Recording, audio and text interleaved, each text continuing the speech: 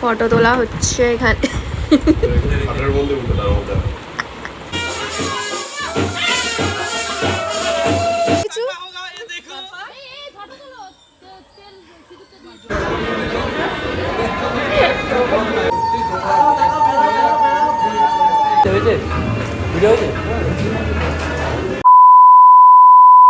তো ব্লগটা শুরু করছি ডে 1 থেকে, মানে বিয়ের দিন গায়ে হলুদের থেকে শুরু করছি ব্লগটা। So welcome to my channel Pooja's lifestyle. তো চলো শুরু করা যাক। আমি তো এখানে গায়ে হলুদের জন্য রেডি হয়ে গেছিলাম, আর এই গেট রেডি উইথ মিটা আমি অলরেডি শর্টসে আপলোড করে দিয়েছি। তোমরা ফেসবুক, ইনস্টা, ইউটিউব যেখানে ইচ্ছা দেখে নিতে পারো। বাইরে তো প্রচন্ড গরম ছিল, গরমের থেকেও বড় কথা হচ্ছে হিউমিডিটিটা, এত বাজে ওয়েদার ছিল কি বলবো। আর এই গরমের মধ্যেই আমার দাদারা বিয়ে করে, বাট নেভার মাইন্ড।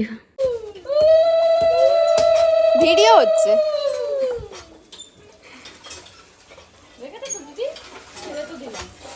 ওখানে হলুদ কোটা পর্ব চলছিল, আমি আর দাঁড়িয়ে থাকতে পারিনি ওখানে, এত বাজে গরম লাগছিল। এই হচ্ছে আমার দাদা। আজকে আমার ওর পাশে দাঁড়িয়ে ভিডিও করতে লজ্জা লাগছে, আমি জানি না কেন। ওকে একটু বেশি লম্বা লাগছে আজকে মনে হচ্ছে। এখানে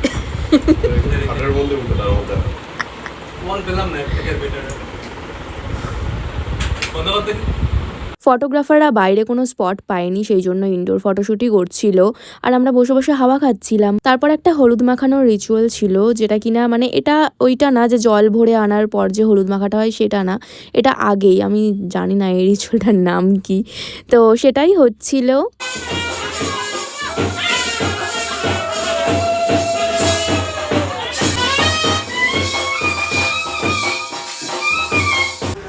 Look at me. দাদার সাথে আমিও কয়েকটা ফটো তুললাম, আমার নিজেরও কটা সিঙ্গেল ফটো তুললাম, তুলে নিয়ে ঘরেই চলে এলাম হাওয়া খেতে। এবার আমরা সবাই মিলে যাব জল ভরতে। আমরা একটু লেট করেই বেরিয়েছিলাম জল ভরতে, সবাই কাজ টাজে একটু বিজি হয়ে গেছিল, তো একটু লেটই হয়ে গেছিল।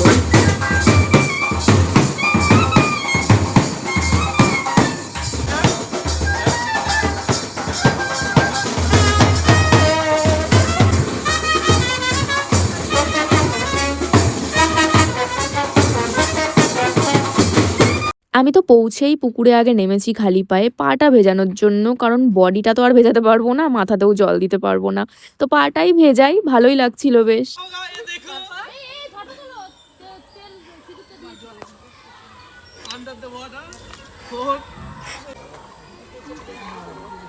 সব নিয়ম ভুলে গেছে। আমরা তো যেই রাস্তা দিয়ে জল আনতে গেছিলাম সেই রাস্তা দিয়ে আসিনি, সেই রাস্তা দিয়ে নাকি আসতে নেই, তো একটু ঘুরে ঘুরেই এসেছি। আর গরমে তো ভীষণই কষ্ট হচ্ছিল, আমার মুখ দেখেই বোঝা যাচ্ছে, সবারই কষ্ট হচ্ছিল। জল ভরতে যাওয়া থেকে আসা অবধি তো অনেকটাই লেট হয়ে গেছিলো। এবার দাদার আশীর্বাদ পর্ব শুরু হবে, মানে বৌদির বাড়ি থেকে যারা এসছে তারা আশীর্বাদ করবে, তারপর শুরু হবে গায়ে হলুদ।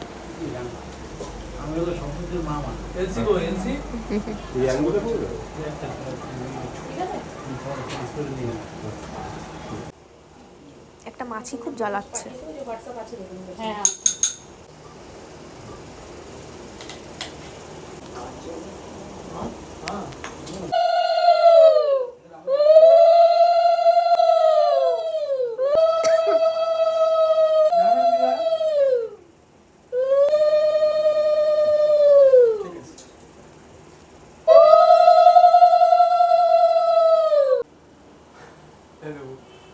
ব্যাস, আশীর্বাদ পর্ব শেষ। এবার দাদাকে নিয়ে আসা হয়েছে বাড়ির পেছনে। আসলে ফটোগ্রাফাররা খুঁজে খুঁজে এই স্পটটাই পেয়েছে গায়ে হলুদের কিছু শর্টস নেওয়ার জন্য। বাড়ির এই পেছনের জায়গাটা তো অতটা কাজে লাগে না কোনো, তো সেই জন্য অতটা পরিষ্কার পরিচ্ছন্ন রাখা হয় না, খালি কয়েকটা গাছপালাই রয়েছে ভালো, তাই এইখানেই গায়ে হলুদের ফটোশুটটা হয়েছে। হলুদ তো শেষই হয়ে যাচ্ছিল, কারণ হলুদে ফু মারতে মারতে অর্ধেক উঠছিলই না, কারণ হলুদটা ভারী, তাই না? আবিরটা হলে সুবিধা হতো।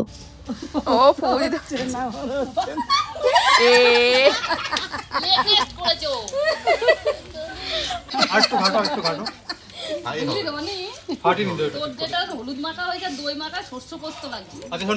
ইলিশ মাছ দিয়ে দাও একখান, বললো যত পারো দাও, ডলে ডলে ঘষে ঘষে।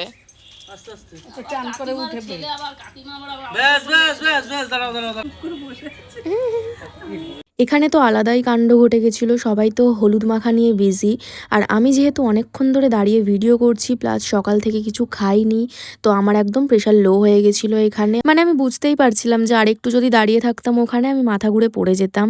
তো পড়ে যাওয়ার আগেই আমি কষ্ট করে হেঁটে হেঁটে ঘরে চলে এসেছিলাম। আমার জাস্ট একটু বসার জায়গা দরকার ছিল, যে একটু বসবো, বসলে আমার ভালো লাগবে। তারপর লাঞ্চ করলাম, লাঞ্চ করতে করতেই 4টে সাড়ে 4টে বাজলো। দেন বাড়ি গেলাম। বাড়ি যাওয়ার পর তো উড়ে জ্বর আমার, আর সাথে বডি পেন। হঠাৎ করেই জ্বরটা আসলো কেন কে জানে। সন্ধেবেলায় তো আগেই মেডিসিন নিলাম, নিয়ে মামনিকে সাজাতে বসলাম, তারপর মাকে সাজালাম, দেন আমি সাজলাম। আমার তো খুব ইচ্ছে ছিল বিয়ের দিন আমি শাড়ি পরবো, একটা অন্য লুক ক্রিয়েট করব, বাট হয়ে ওঠেনি। আর এই গেট রেডি উইথ মিটাও আমি শ্যুট করতে পারিনি, এতটাই শরীর খারাপ ছিল আর একটা তাড়াহুড়োর মধ্যেও ছিলাম। এনিওয়েজ এই লুকটাও খারাপ লাগছে না তাই না অতটা, মানে আমার তো অতটাও খারাপ লাগেনি, সিম্পলের মধ্যে ঠিকঠাকই। তারপর তো আমরা বাকি তত্ত্বগুলো নিয়ে বেরিয়ে পড়েছিলাম। আর লজ যেহেতু আমাদের একদম বাড়ির কাছে ছিল, তো টোটো করেই গেছিলাম আমরা। পৌঁছে তো আগে দাদার সাথে দেখা করলাম, দেন ও একটু এদিক ওদিক বিজি হয়ে গেছিল, তাই আমরা স্টলে চলে গেছিলাম। আমার তো খিদে পেয়েই ছিল, কারণ আমার সারাদিনে সেরকম কিছু খাওয়াই হয়নি। তারপর তো দেখলাম ওরে বৃষ্টি শুরু হলো, তাও বৃষ্টির মধ্যে দাঁড়িয়ে দাঁড়িয়ে আমরা খাবো। একটু তাকা এদিকে।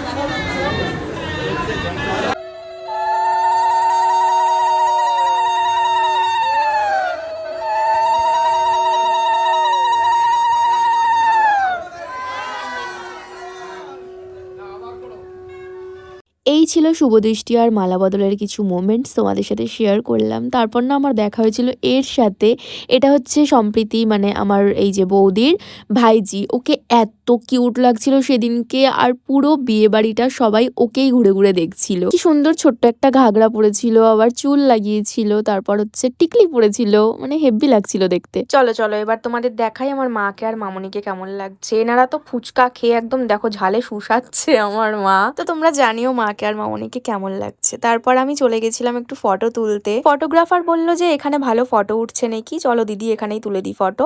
তো এখানে এসে তো এত গরম লাগছে, আমি বলছিলাম যে মেকআপ মুছে যাওয়ার আগে তাড়াতাড়ি আমাকে ফটো তুলে দাও। তো চলো আবার বিয়ের কিছু মোমেন্টস তোমাদের সাথে শেয়ার করি।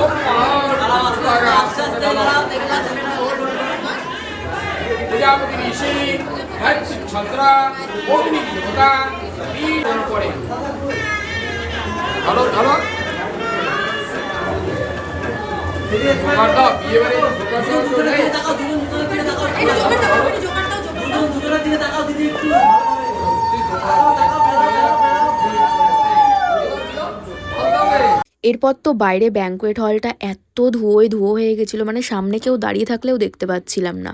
তো আমরা রুমে চলে এসেছিলাম, ভীষণ চোখ জ্বালা করছিল, দাঁড়িয়ে থাকা যাচ্ছিল না। জানি না বর বউ পুরোহিত এনারা কিভাবে বসেছিল এইখানে। তারপর তো গিয়ে দেখলাম বিয়ে হয়ে গেছে।